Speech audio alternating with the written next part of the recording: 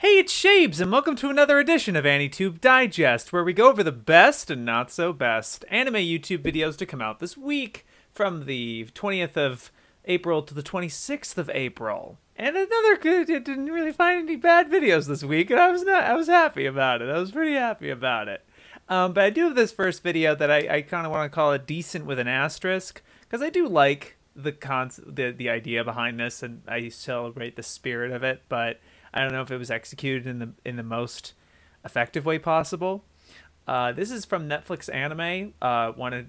Is Baki Anime Step by Step. And you would think of the concept initially like, oh, Netflix doing something that kind of shows the inner workings of the anime production pipeline. That's kind of cool. I'm always down for those kinds of videos. And it's short, so you could tell they're not trying to make this big in-depth thing. There's no narration in this. It's effectively kind of an AMV a bit, where it's just showing a lot of the clips and the stuff with this big sweeping music behind it, and rapidly kind of cut it, like panning around, like doing like a wipe to different steps of the production, like from Genga to the initial coloring to the post compositing and everything like that. And I like the idea, but it seems very chaotic. There's a lot of different things about it that was like, wait, why is there voice acting, but then there's no sound effects to it? That was just weird to me. And it ends up going to multiple scenes. They don't really give you any, it's not one sequence they're showing you. It's like a bunch of them in a row. And I get to make it the most action-packed, the most interesting stuff possible, but it eventually just kind of, I think the first scene, it stays on that scene for a little while, and then it just feels very, very choppy afterwards. Like they keep rapid firing to different scenes, so you can't really get a sense of the flow of the scene and get an idea for it.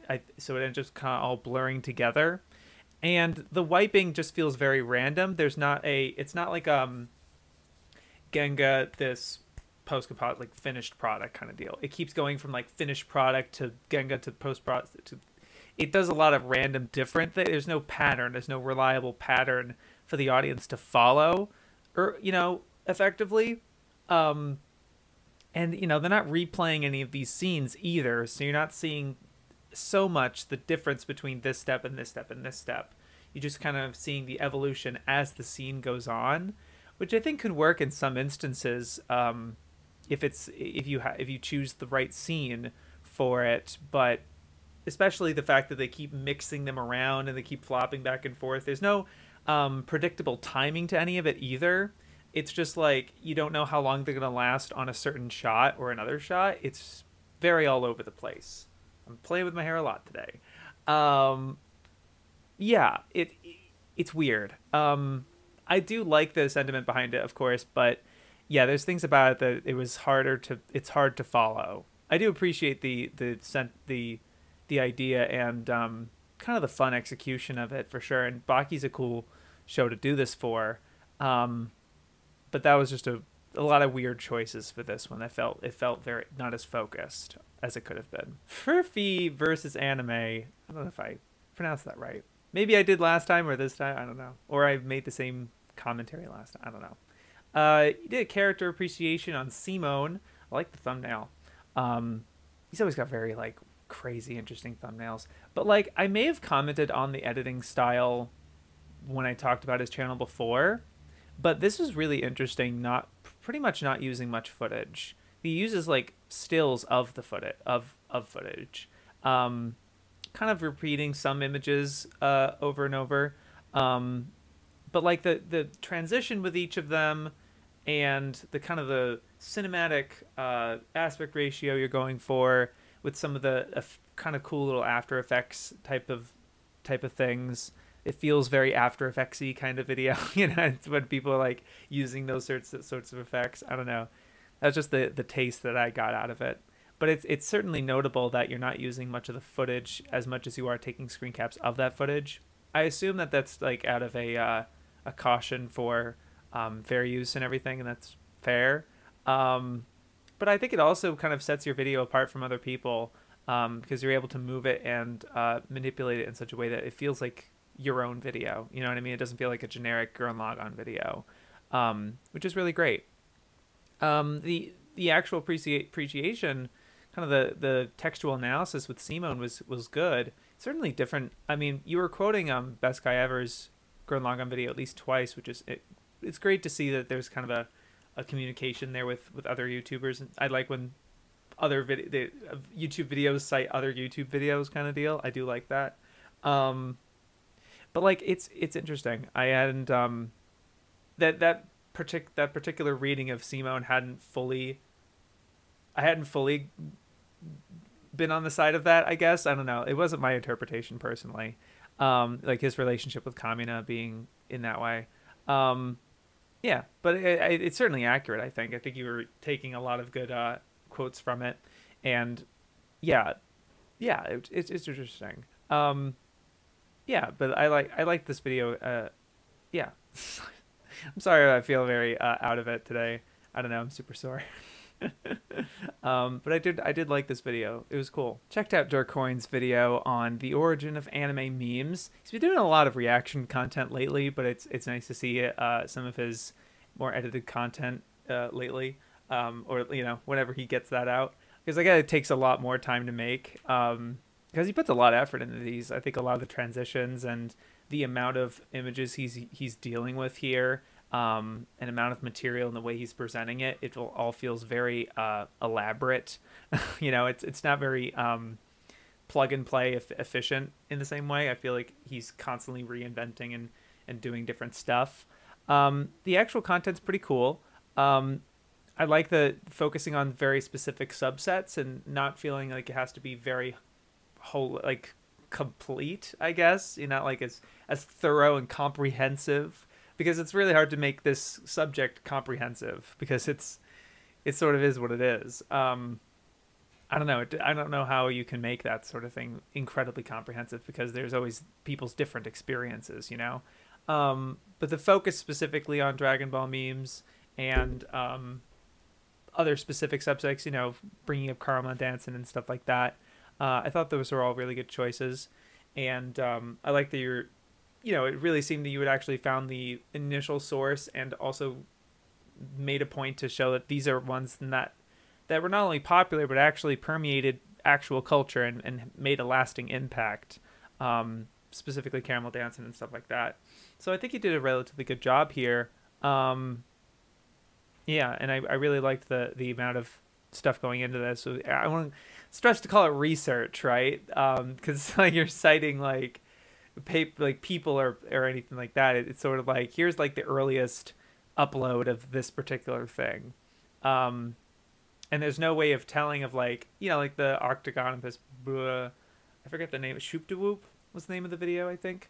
You know, like you said, like nobody knows why it's called Shoop de Whoop, or where this person got that particular idea, and it's hard to like ask about that, right? Because it's like, who's that guy? He's probably forgot about it, moved on or something. So you can only go so far with research of this kind of subject. But I think with tackling this thing is admirable and cool, and didn't feel like super overwhelming either. It felt appropriate for the length, of course, and not killing yourself over it. I think it was cool.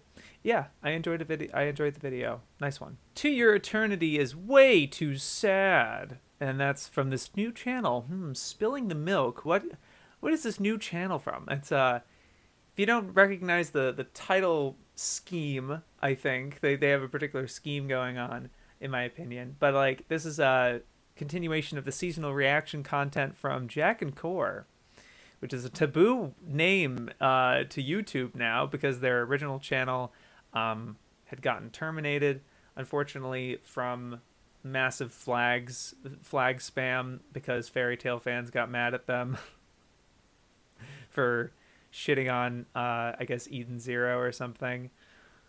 So their whole channel, yeah, kind of got yeeted, and they can't. It's to the point where like YouTubers just, they counterclaimed and they said no, and like they can't even like make a new channel with Jack and Core as the title and stuff, because YouTube will just take it down. So that sucks. So I'm happy that they are still trying it and they're still doing it, and they're just going under a different moniker, a different person's account. Um, and yeah, it is what it is. It's just the situation. I wanted to cover it, kind of their first main upload to that new channel here, just to spread the word to get them back to the growth they were at. They were about like 10K or probably more than that. I think they I don't remember. I feel like they had gotten around like at least 10K, which is, it sucks to get that, to get that far, or any channel, honestly. Really, it sucks getting the channel taken down like that. I hope they saved a good deal of their content because it was really creative and funny. I don't know if they'd be safe enough to re-upload most of it. I get kind of starting from scratch is what it is. But yeah, that's just something that's happening. I wanted to bring it up here. But yeah, to the video itself, the actual To Your Eternity Is Way Too Sad. It's their similar content. I noticed that they're not making as like elaborate edits, I think, as some of their initial uploads, and I think that's just over time they found like, okay, we need to kind of be efficient with the visual comedy, right? If we really think we'll go for it, but like you're not like outperforming with editing every single joke. Because like I remember before Jack and Core became a channel, they had recorded that librarian thing, librarian show, I forgot.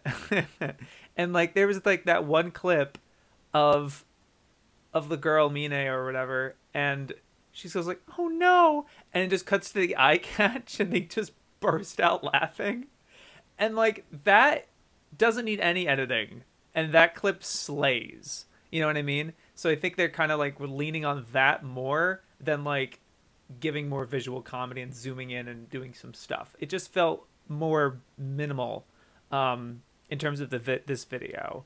But I think that works out because their dynamic is great, their comedy is good.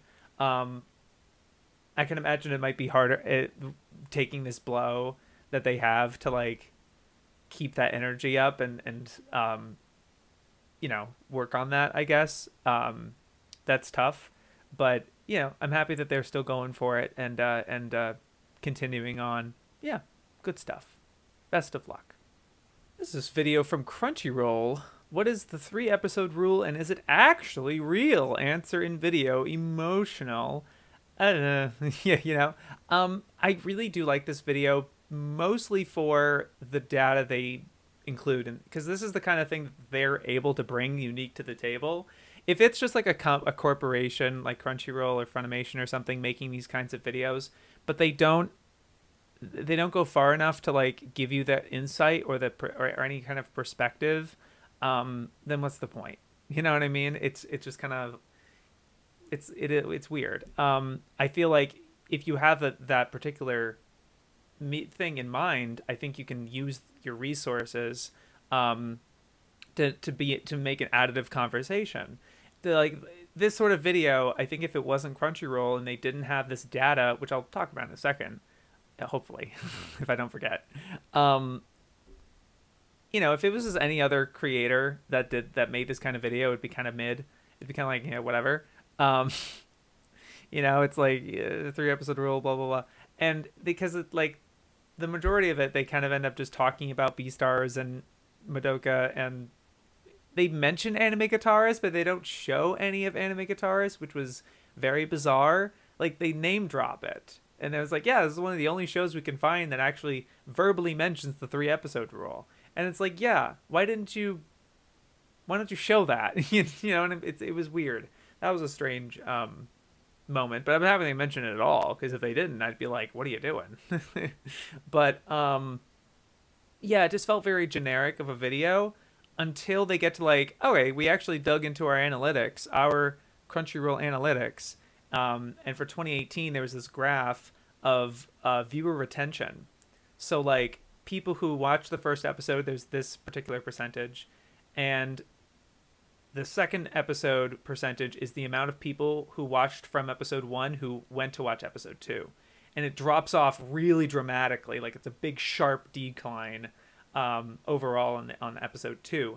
and then however many people watch episode 2 who watch episode 3, it jumps back up to like 83%, and then it jumps back up even further to about like 94%, and it ends up kind of wavering around 90% for the rest of the run. So their conclusion was, if you do make it through 3 episodes and you watch episode 4, it's very increasingly likely they're going to be finishing the show. Whereas, if that 3 episodes kind of low and everything, right? Although to me, it made it be like, a lot of people seem to follow the 1 episode rule, and they actually had one of their senior data analysts brought in and talked about some of the findings they were having, just kind of off the cuff. And they were saying, like, it usually happens for seasonal anime, mostly, like stuff that's still airing. People are just sampling everything, seeing what they might want to. They're just shopping around, basically. So they get a lot of drop rates from that, which makes complete sense. I think that's the culture that we've kind of cultivated with seasonals. When the season starts and there's a bunch of things airing at the same time, we check out all the new stuff, basically. And a lot of people drop things or don't drop things. So to me, it seems more like a 1 episode rule than a 3 episode rule. But their conclusion was more like, yeah, the 3 episode rule is a very helpful rule of thumb for however much anime is being made right now, which is a lot, as they admit to. And it's like, they can't watch, viewers can't watch everything. They don't have all the hours in the day. So these 3 things is of what they devote their time to. I also like that they included a poll that they conducted of what people's defined 3 episode as. The theory that like 3 episode is where 3 episodes where they have enough time to develop the story, or 3 episodes where they have this big dramatic twist, which some shows have, but it's not consistent at all. Or like the 3 episode adds up to 1 hour of television, which is the normal amount that people would invest in a new series that's like maybe a live action TV show or something. All points are interesting and fair, but yeah, they had their poll ended up being that like most people are just like, just watch 3 episodes and see if you like it. It's just kind of an arbitrary number, it seems. But yeah, like the actual data here made this video good and interesting. The rest of it is just kind of take it or leave it. It does feel like a 5-minute point for like a 14-minute video for a 5-minute point kind of thing, but hey, it is what it is, you play to the YouTube, But yeah, I do like this video a good deal with that particular data, and I wish they do more of that personally. Here I go enjoying another Charles Cornell video. I'm going to talk about it every time he talks about anime because I love it. This time he's just talking about just anime in general. Just people, like viewers, submitted a bunch of different soundtracks for him to check out, and he checks out one track from Lupin the Third. First of all, he checks out the main theme from Lupin the Third. And he actually I think he seemed kind of mid on it, which is funny. It's like a little spiteful on my end, I know. Although I wish there were some tracks that he checked out by Yuji Ono, because he's the man. That's like kind of the main thing he's known for, so I get it. That's the one. But he had some good insight on all of them, and they were like for different reasons. Kids on the Slope, he seemed to really like. Baccano, he actually kind of accurately feels out what the show is about in terms of its big, chaotic, multiple things happening at once, reflecting in the OP. I believe that wasn't the OP it was like the main track. It's like one of the more prominent tracks of the soundtrack. It's like it's like that one. And my favorite part, when I was grinning the whole time, was him checking out Gundam Thunderbolt soundtrack. Yeah, and he checks out like not one of the main themes, but like Groovy Duel is the name of the track, and it's one of those like weird ones that the guys are just going crazy, and he has really great insight on that of like, oh, they're playing with 2 hand, like dexterity with 2 hands, like this is a really difficult piece, and oh, they're doing some experimentation with this and this, and goes into kind of a really interesting tangent that I had never heard of. I don't know shit about jazz music in that sense. But he had really great insight on that, and I just love his reactions of like, whoa, and they're not like fake or anything. It feels like he really is listening for something to comment on and something that's interesting. And he does deliver really great insight, I think. And the last one was a Kekai Sensen track, which I think he recognized he at least knew about the guy who plays the trumpet in that soundtrack. He's like, oh yeah, we did something with this guy, and recommending some other stuff that he had worked on as well. I don't know. He's doing really great as I think he's flourishing, as doing YouTube. I think after he had come in doing the meme stuff. He has almost 1 million subscribers, which is great for him. I think he's doing really well. Yeah, I really like his stuff, just generally. It's always really fun, and I hope he does more. Although I don't know, we'll see how consistent this is, but I hope it gets more viewership, because if it's a successful video, and he's interested in it, then he'll do more. And I'm like, please, I don't know, that'd be great. I really like these kinds of videos for sure. Whimsy put out another video. Dadandan is bananas. It's good. It's a good play on words there. I really do like the brevity of Whimsy's videos. They always feel like this kind of, she's not trying to make this big thing.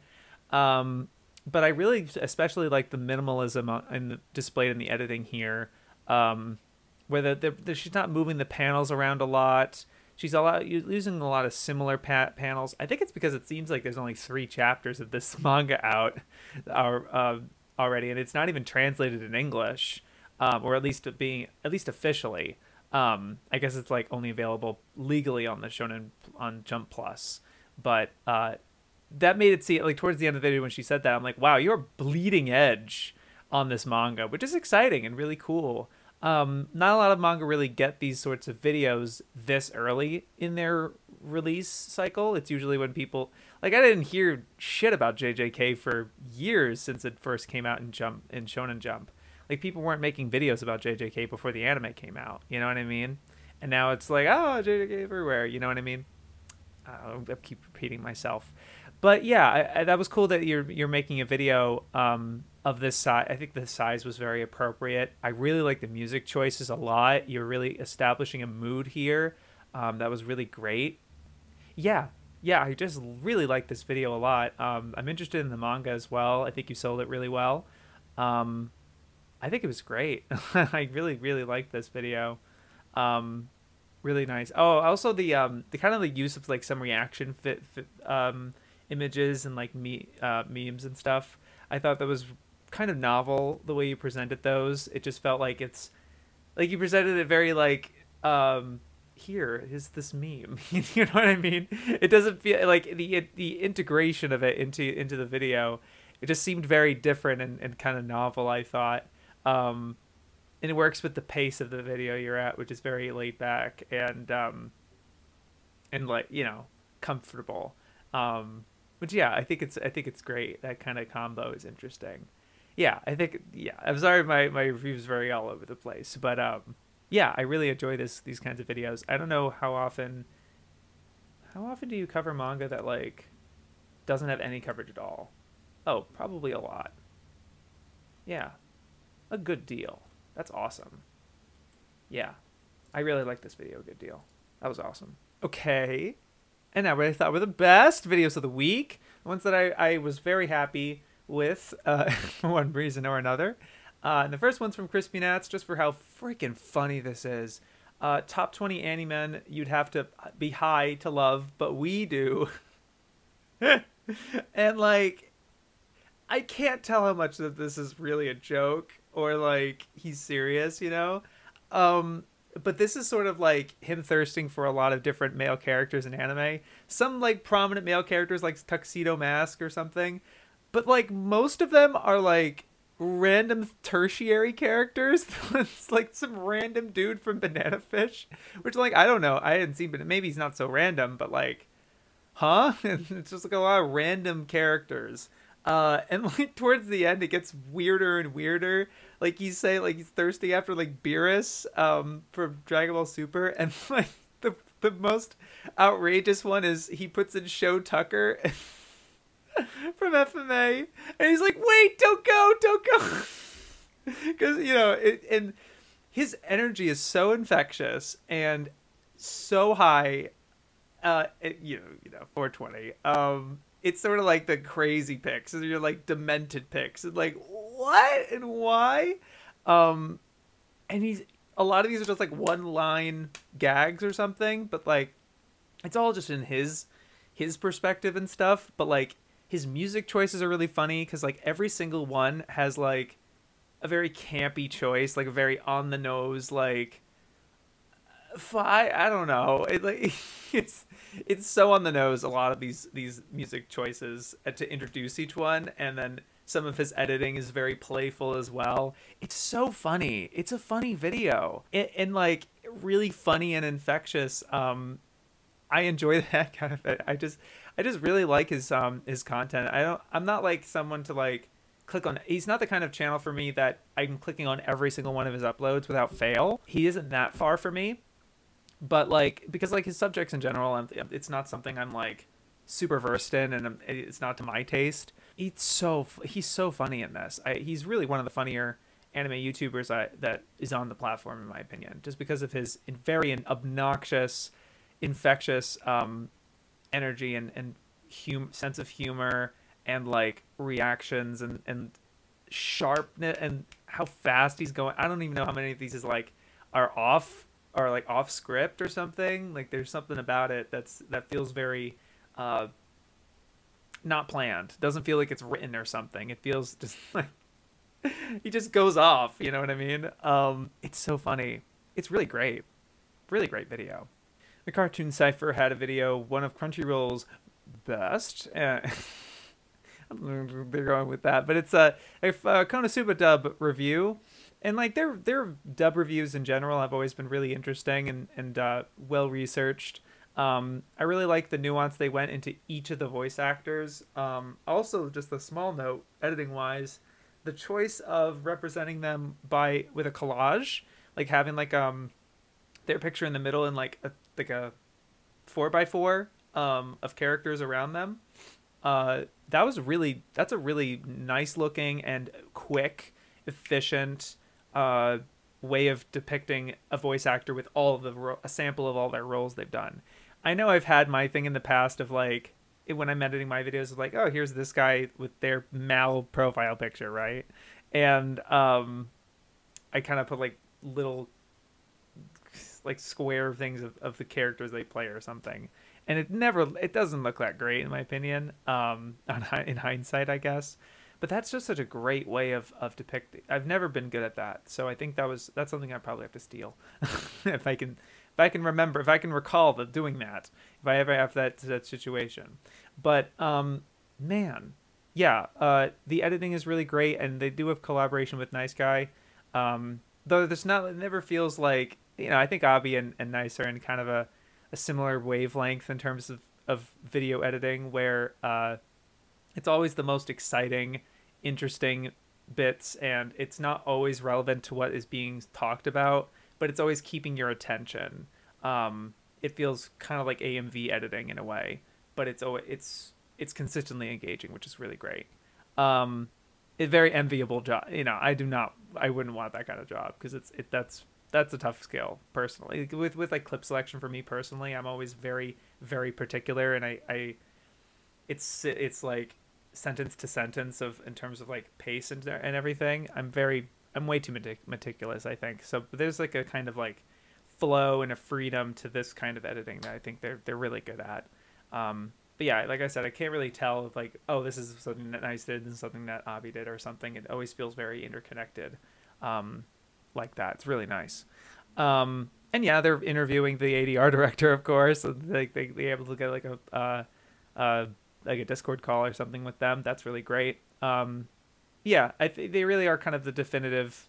I've obviously vocalized it here before. I've been doing this for over almost 2 years now, where it's like they really are the definitive voice for this facet of the community, and I really like how balanced they are of comparing with the Japanese, and they're not just like they're not pro sub in the same way. They're just pro listening, pro nuance, I guess. It's like, hey, maybe we give a little more thought to the Japanese, because you think about it, right? If you're a sub purist, you don't actually care about the vocal performances of that anime I don't think they care as much, because they really just is like, oh, this is just worse. I don't feel like they have a frame of reference. They can't.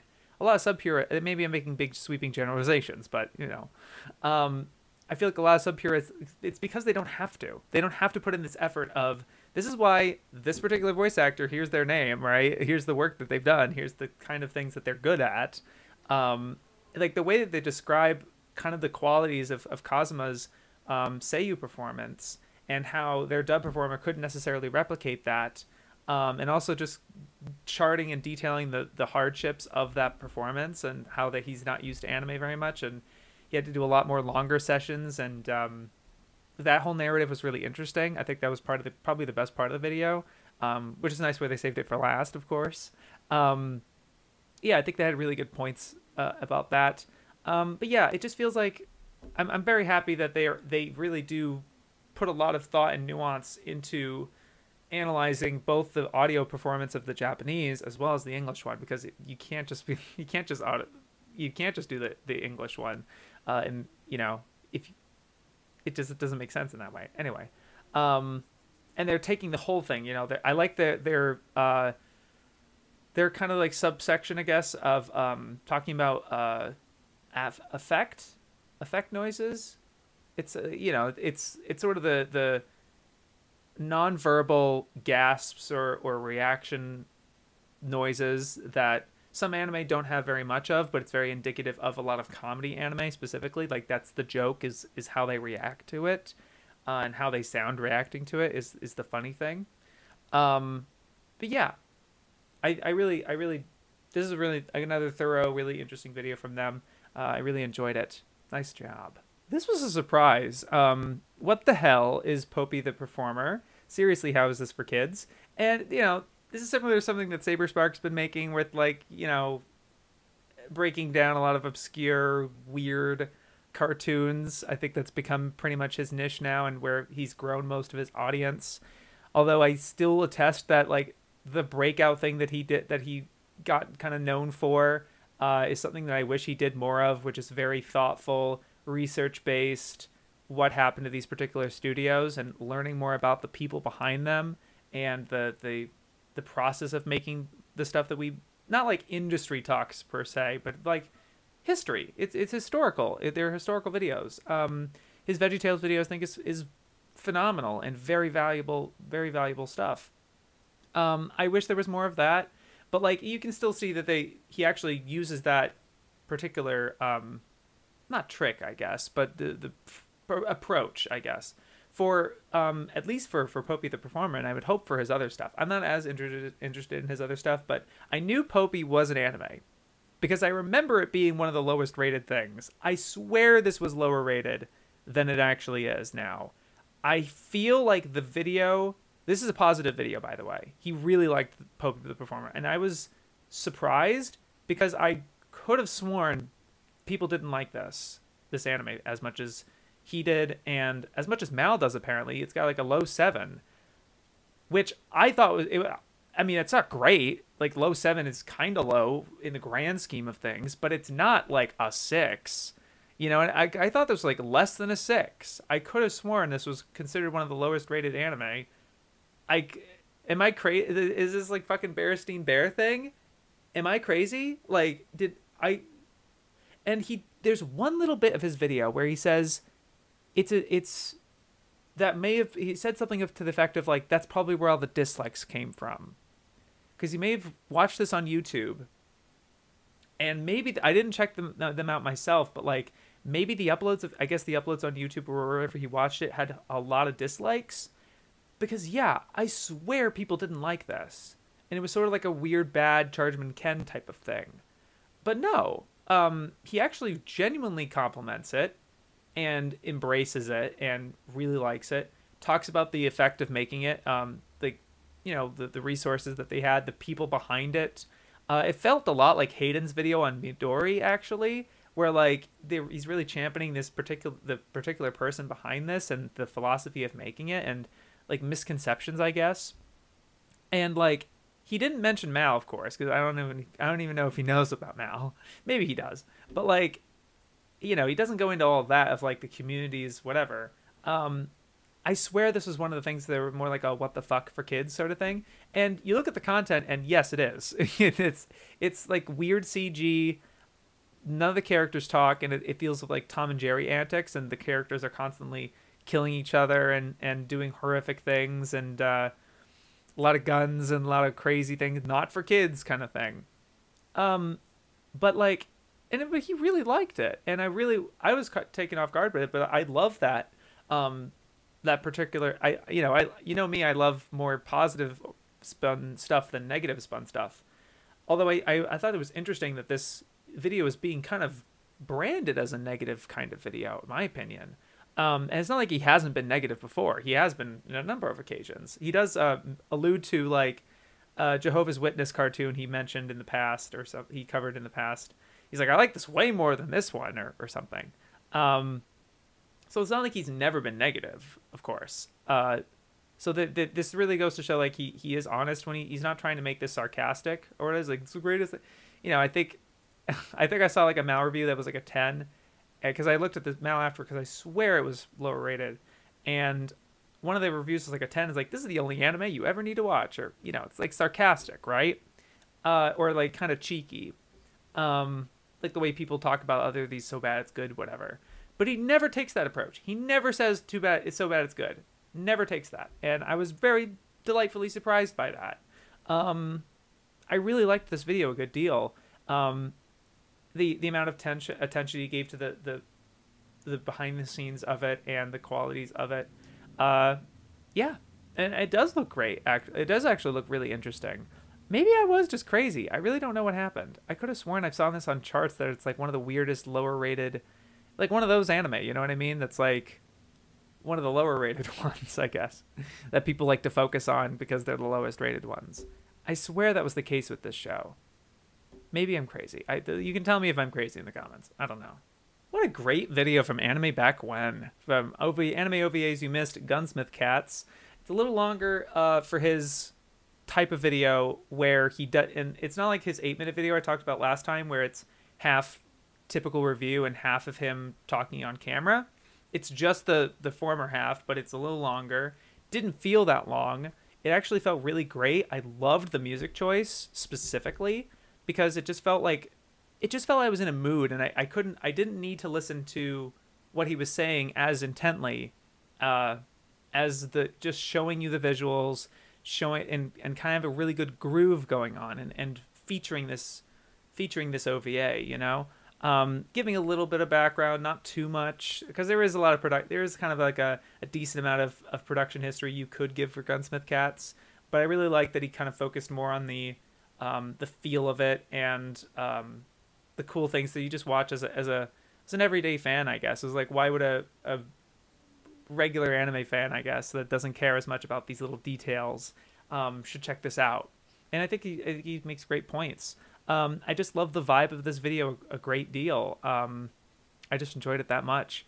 Held my attention, and he's not saying anything groundbreaking narratively with the things that he's saying. I think he's not even describing it. I don't even know how much he's really delving into like what happens in it kind of deal. It's not like plot synopsis. He's describing like the two main characters, but like most of it feels more like he's describing the experience and how cool it is, I think. Specifically, like, one of the best anime taking place in America that feels very accurate to America kind of deal. And I agree with that. And looking at it again, it's like, man, those backgrounds are insanely good. That's incredible stuff. Yeah, it's great OVA, and I really like the video. It's the kind of video I'm like, man, I hope I can make stuff like that. If I can, like, I always get envious of some of these videos, and the same with the Whimsy Dearest video, that they're just establishing a mood. They're short, they're sweet, they don't waste your time, and they just feel like a fun thing, And I like that Anime YouTube seems to be kind of going in that direction. Like KrisPNatz was only 6 minutes sort of deal. It doesn't have to feel overblown. I really like that. I'm hoping that I can make sort of stuff like that too. I have doubts in myself, actually, of just like, because it's one of those things where you see something really really cool. And it's like, man, I want to make that, but like, I hope I can, sort of deal. I don't know. It was great though. So good. And you go, of course, gotta end it with a Canipa Effect video because again, of course, he comes through with a very interesting the two sides of Studio Mappa, Anime Studio Spotlight. This is the information I definitely wanted to hear, and covers pretty much all the points I was hoping he would cover in terms of like, mentioning Saberspark's thing, and it felt very cohesive, and very interesting with the historical angle with Masao Murayama, because I didn't know that he left to create Mappa because Madhouse was bought by a bigger company, like a conglomerate. I don't remember the name of the conglomerate, but it was just like this weird logo that Canipa showed. I had no idea that happened, and that was why. And like now they barely make anything. That's just so bizarre. Because they really did all kind of. It was a hub. Like Madhouse was really like a hub when he had all these different talents, and he really sells that to you. Canipa does. And then starting with Mappa, it doesn't quite get that far before the same thing that happened with Madhouse happens with Mappa. And the whole thing with like getting foreign animators on here, it just felt like he sells it as much more of a dire situation than I think a lot of videos have before from him or from anybody. But like I do like that Canipa is not like emotionally manipulating anything. I always like that he keeps it very straightforward, not like over exaggerating anything, and not like he says like one point he's like, this is a bummer of a video, and I was like, it doesn't even feel like it. It not like yes, the content, yes, the situation is not good, but it doesn't feel like doom and gloom. You know what I mean? I like that about Canipa's videos. Like even when he's like, the Crunchyroll video felt the same way, where it doesn't feel like, oh, we got him, a bad industry or whatever. It doesn't feel negative. It doesn't feel like rancid. Rancid, it makes it sound, that's like a negative to put into a video kind of deal. But like, when it kind of, somebody's got a beef and someone's really emotionally invested in a negative side, you know what I mean? And like, I don't know, you get this negative vibe from some of these videos that are, if they have something to go after these guys. But I really like Canipa's approach to these topics. Sorry. I really do like his approach to these topics, and he has all the information to back it up. I was also noticing, so he cameo, he had Abi and AJ Cosplay and Red Bard voicing like Masao, like the president of Mappa and President Kao and these certain people, and they had like this little like jaw. He did this little jaw thing of them talking. It reminded me of what Stevem does with him, the way he displays a creator quote.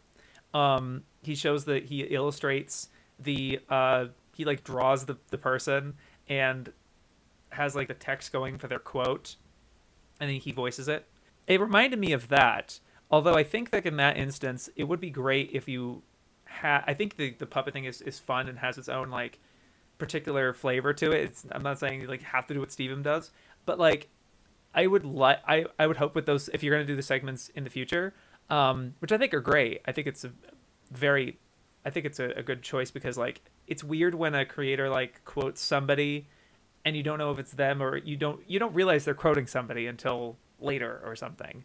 There's always that weird like you need to have like a barrier to be like, oh, this is a quote from this person, some signifier. And I think this is a good signifier. I would just say maybe add the quote in text on screen as they're doing like the little puppet thing, just because like I'd be able to see the full quote, I guess. I don't know, there's something tangible about that for me personally. That's not like a requirement or something. That's just a suggestion. It's fantastic, and it's really, I think the tone is great. I really like, again, like it felt very cohesive, and you're talking about all of the instances of Mappa and not just JJK and whatever. I really like the way you handle JJK. It's like, it shouldn't look this good. By all these stretches, it doesn't, and also very even-handedly of like, yeah, this is great for fans, but how long will it last, sort of deal. It just felt very even-handed and thorough. I always feel like I make similar compliments to your videos, and never, you know, it goes, they're like, yep, he did it again, you know what I mean? But yeah, I'm looking forward to the black and white video, the Pokemon one, because it's like now for the video I want to make, you know, and I'm also quite the big Gen 5 sucker, so I will be very interested in that video when it comes out. Looking forward to it. Very good video on this one though. I'm hoping it gets as big as the Attack on Titan video as well. And that'll do it for this installment of AniTube Digest. A little bit short, I'm sorry. It is what it is. Thank you very much for watching. Thank you to my patrons, including Austin, Boo, Kuiper, My Anime Pod, Najbeb, Nicholas, Saxon, Unique Nameosaurus, Victor, and Yellow Cheese. You guys are great. You have a great week. Yo, peace.